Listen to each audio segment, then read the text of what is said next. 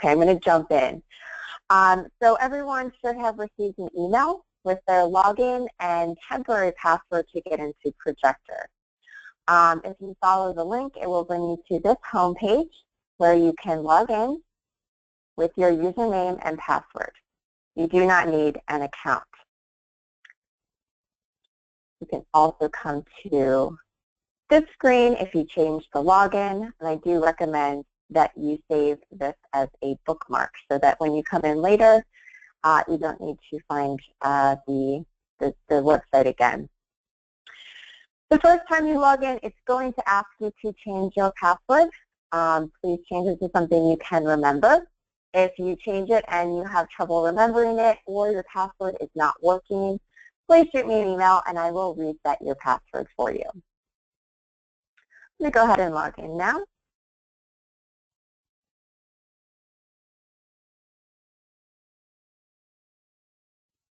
The first time that you log into the account, you're going to be taken to the home page. The home page looks like this, and at the top you'll see a blue box titled Announcements. I just want to point out two things here. First of all, this is the most important. All timesheets and expense reports are due no later than midnight on Saturday for that week. So our timesheets run from Sunday at midnight to Saturday, obviously at midnight or Sunday, whatever the trade-off is. So if you worked on night shift and you worked from 6 p.m. to 6 a.m. on Saturday, technically 6 of those hours are on Saturday and 6 of those hours are on Sunday.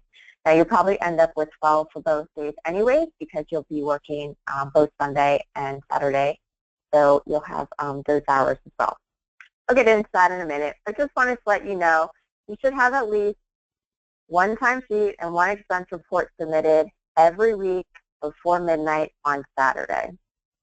Another thing I want to point out here is this email address, timesheets@e4-services.com. If you have a problem and you're not seeing your project, you accidentally submitted something incorrectly, or you just have a question about how to submit something, you can shoot an email to timesheets@e4-services.com. You can also send one to me at jverdiani@e4-services.com, and we'll make sure to get to you. Okay, so navigating around Projector is pretty easy. The one thing you need to know is that you need to go to Topics. Topics is how you navigate around. So in Topics, you click on there, you'll see that there are some different places you can go here. You're going to go to Deliver and Time Entry when you start. This is going to be your timesheet. And I'm going to go ahead and switch over to Shonda. This is what your timesheet will look like the first time you sign in. You'll see your name at the top, the date, you'll see some blank spaces here, and that's it. The first thing you need to do when logging in is add a project. Everyone's added to the Winthrop project, so you go ahead and type Winthrop into the search window under Add a Project or Task. You'll see that this pop-up comes up to the side here. I'm going to go ahead and scroll down until you see Winthrop, Historian, Live Support. This will be the only project that you're able to select. Once you select that project, click Add to Timesheet. You'll see now that you have a billable project at Winthrop University, and you have the ability to add hours here. So if you're working 12-hour shifts, you go ahead and put in 12. This is not a clock-in, clock-out system, so you do not put in the hours you worked, it's the total number of hours you worked that day. You'll notice that Sunday and Saturday appear to be grayed out, but you do have the ability to add hours to those days as well. Calculating your hours, you obviously want to put in, most of these will be pretty straightforward. If you work 6 a.m. to 6 p.m., you'll enter 12 hours. If you work 6 p.m. to 6 a.m., you want to make sure that you're looking around the corner. So let's take this for an example. let's say you worked 6 p.m. to 6 a.m. On Saturday and 6 p.m. to 6 a.m. on Sunday and the same on Monday. You're still going to put 12 hours in, but just note that the 6 hours are coming from Sunday are going to be also the hours from 12 a.m. to 6 a.m. and from 6 p.m. to midnight. So just know that those time shifts are there, and to make sure to enter this correctly. So if there was on your first day, you may have only had a couple hours. Once you add in the total number of hours, you can click on Details, and you'll see that this radio box opens. In the description, go ahead and put the floor that you're working on. If you were working in the ED, you just put ED. Med surg floor, just put med surg, just a very general description of where you were. I do not need a description of what you did, just the floor that you were assigned to. And the location is on-site or off-site. You guys are all on-site, meaning that you're working at the hospital location. You can see here that now that I have completed the description and the location, the red dot has gone away from the 12 hours on Monday. You have to add that information before you can submit your timesheet. If anything in the details that is required, including description and location, are not completed, you will not be able to submit your timesheet. Please disregard anything about unit quantity or unit type down here at the bottom. Okay, so you can add your time every day. You can add your time once at the end of the week. You can go in and add it several times a day, whatever you prefer, whatever your workflow is.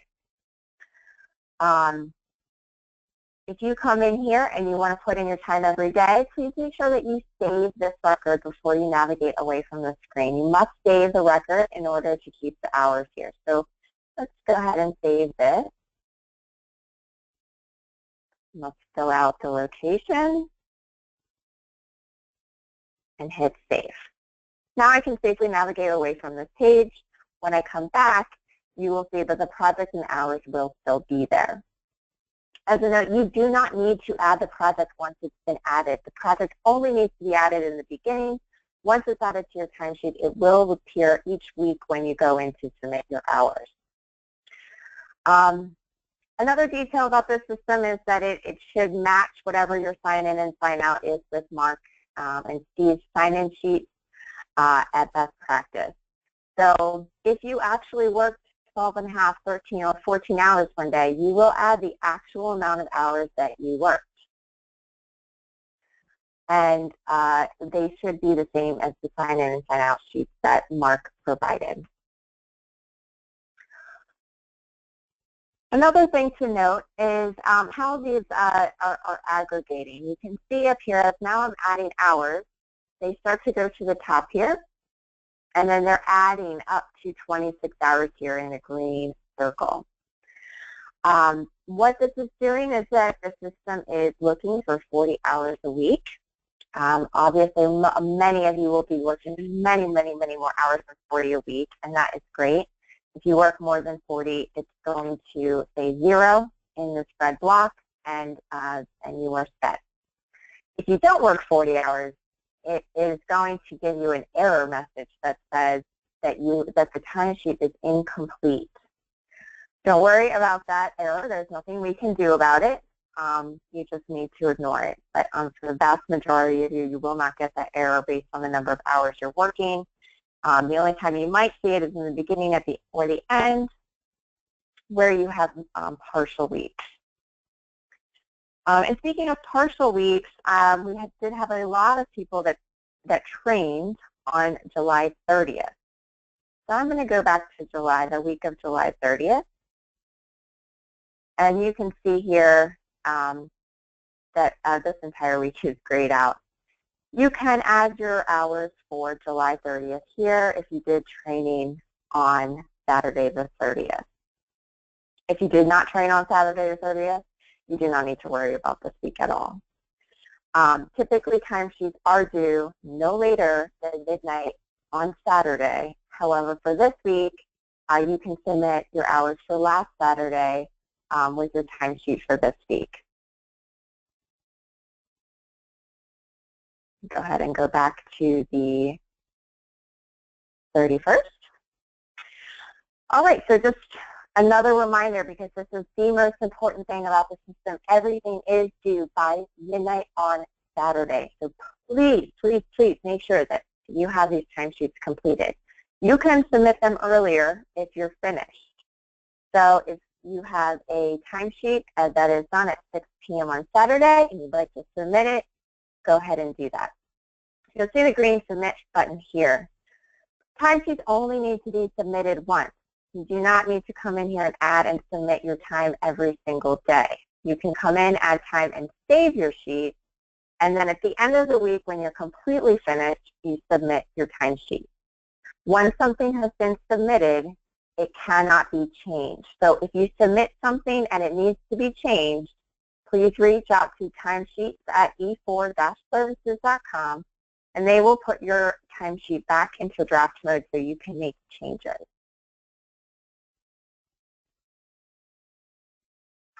Okay, I am going to move along to expenses. Before I do that, I'm going to delete these cards.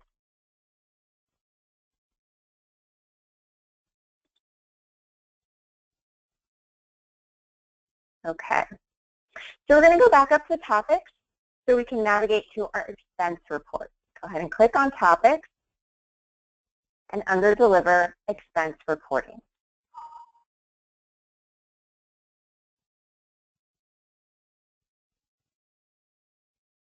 Okay, this is my timesheet, and I'm going to go ahead and show you this so that you can see what an example of a timesheet looks like once you have a couple of them in there.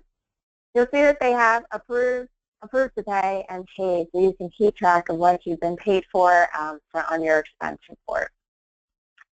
Expense reports are a little different than time cards because you need to create a new expense report every time, every week. So, do this button in the top right-hand corner, create an expense report. You should be creating a new expense report every week. I can show you how this will get a little confusing in a minute, but I just want you to know you should have multiple expense reports, one for each week, once you get started here. So let's go ahead and look at what this will look like the first time you log in. So you can see under Shonda's registration, she does not have any expense reports, and it says create an expense report. We're going to go ahead and do that now. Okay. So this comes in, it names itself expense report created, and then the current date. That's fine. You can leave that there. If you'd like to make things a little easier for yourself, you can title this with the Sunday date or the Saturday date so that you can follow along with which dates you were actually tracking for that week. So I'm going to go ahead and call this 7/31/16. That way I know this expense report is for the week of Sunday, July 31st. Again, like your timesheet in here, originally when you log in, there will not be any projects or tasks for you to add expenses to. You're going to have to go to Add a Project under our expense type and type in Winthrop. Again, several grayed out projects will come up when you do that.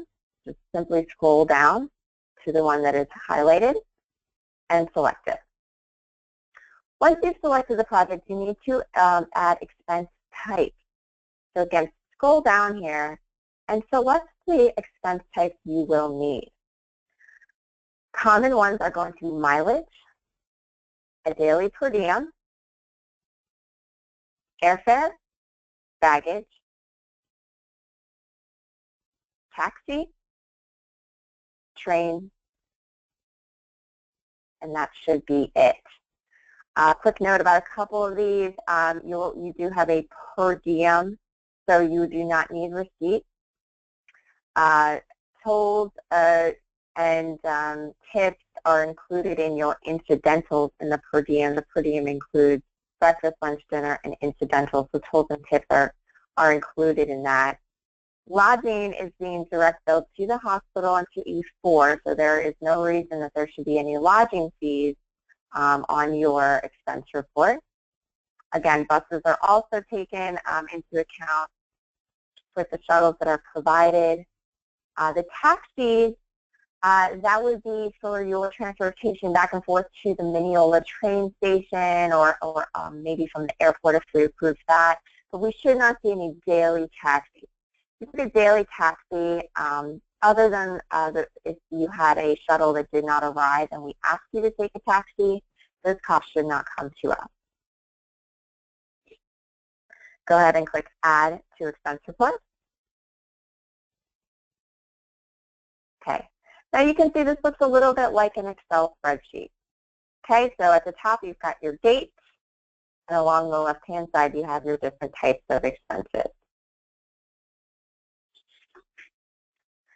I'll start with per diem since that's the easiest, and this will be the most common. You're on $45 a day per diem. So any day that you work, you will go ahead and add 45 for the per diem. You simply type it in, and then you have to add a description. So you will just put in per diem.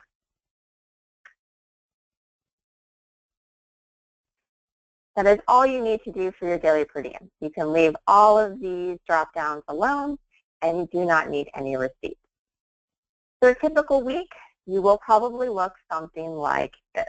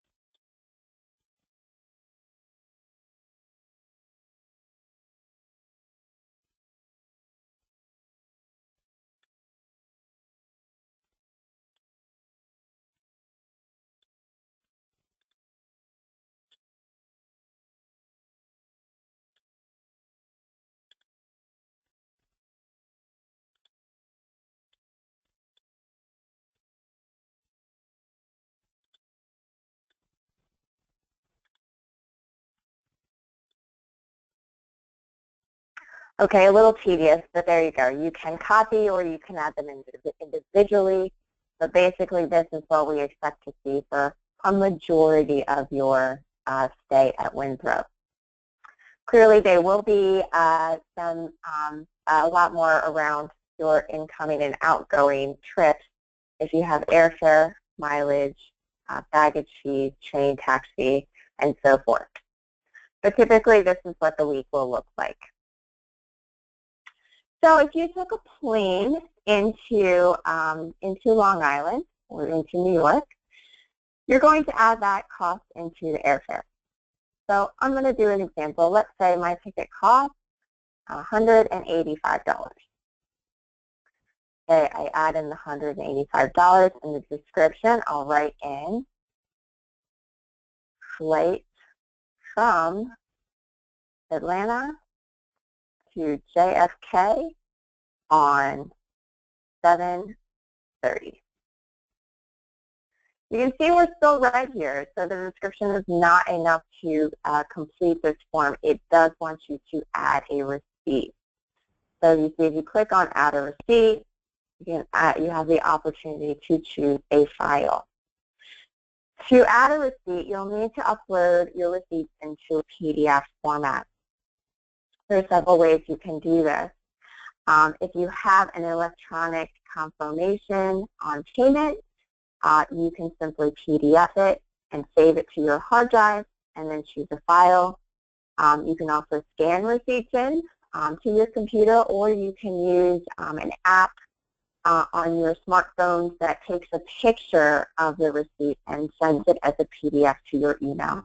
There are many applications that do this. I recommend one called TinyScan. However, there will be tons of free apps that will do the same thing for you. Once you have your receipts PDF and saved to your computer, you can go ahead and choose a file. I keep a folder that's called Receipts, so they're easy to find. And then I go ahead and add the receipt. I click in Open, and the receipt attaches. You can see now that there's a paper clip, and there's no longer a red dot.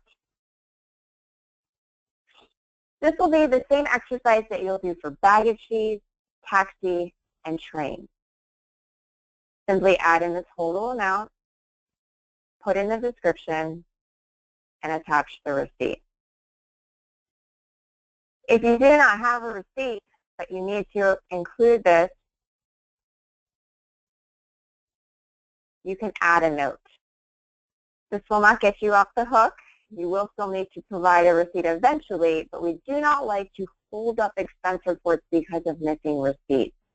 So like timesheets, expense reports have to be submitted every single week, no later than Saturday at midnight. If you are missing a receipt, leave that a note that you will get that receipt later and submit it. Once you have the receipt, you can come back in, attach it, and resubmit. If you drove up to Mineola from your home, you will have mileage. Mileage is a little different than other expenses. I'm going to show you that now. Go ahead and click in the box, and you see the radio window opened. Like the others, it's going to add a description, and you can add in drive to Mineola from Philadelphia, and the number of miles. I'm not sure exactly how many, so let's just say it's 130 miles. Down here, you're going to add the actual amount, so 130.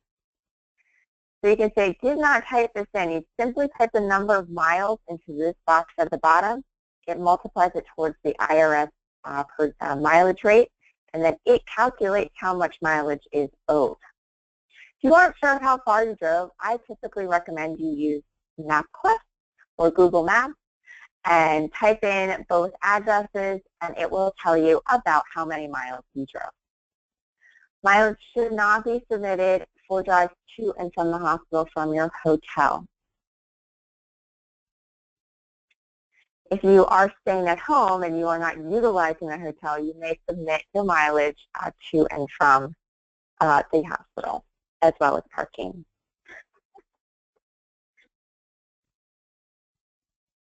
Okay, so this about wraps up how you enter expenses. Again, always submit these expense reports by midnight on Saturday. You can see here that this timesheet will actually let you add a new week and submit more than 1 week's worth of expense reports to one expense report. You do not want to do that. You should only ever be putting expenses into 1 week and then submitting it. Like the timesheets, if you want to go in, add things, and come back later and correct it, add receipts, or add other things, you can simply save it.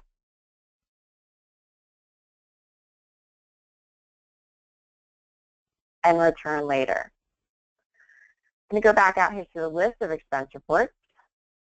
You can now see I have a draft expense report labeled 7/31/16 for $570.20. This definitely should match what you submitted to Mark and Steve at Best Practice, because we will reconcile them. If there's any differences, we're going to come back and ask why. So these expense reports need to be identical to ones submitted to Best Practice. Let's pretend that is next week and we want to put it in a new expense report. You need to come up here and create an expense report. You do not come in here and add expenses to the next week and submit it. Come to create an expense report. Label it for the following week, which would be 8/7/31.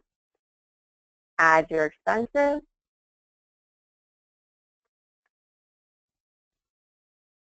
And save. I'm going to go back to the list of expense reports now, and you can see there are two drafted expense reports.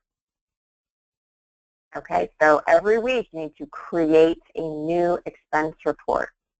Once these are submitted, which they need to be submitted every Saturday by midnight, these will go from being in a draft mode to a submitted mode. I'm going to go back into here now.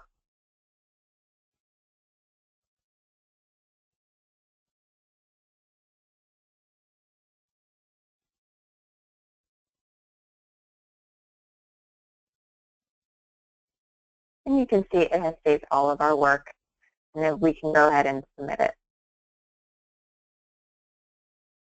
Okay.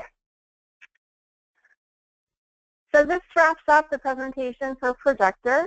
Another reminder that all timesheets and all expense reports are due by midnight on Saturday and no later. They must match what you are submitting to best practice. And if you have any questions about some of these things that I showed you today, you can check the handbook that we provided, or you can reach out to me directly at jverdiani@e4-services.com, or reach out to our finance team at timesheets@e4-services.com. That's going to wrap up our presentation. Again, thank you everyone for your time and hard work and your commitment to Winthrop. E4 greatly appreciates it. We hope you're having a wonderful time, and we hope to work with you again in the future. Have a great day, and good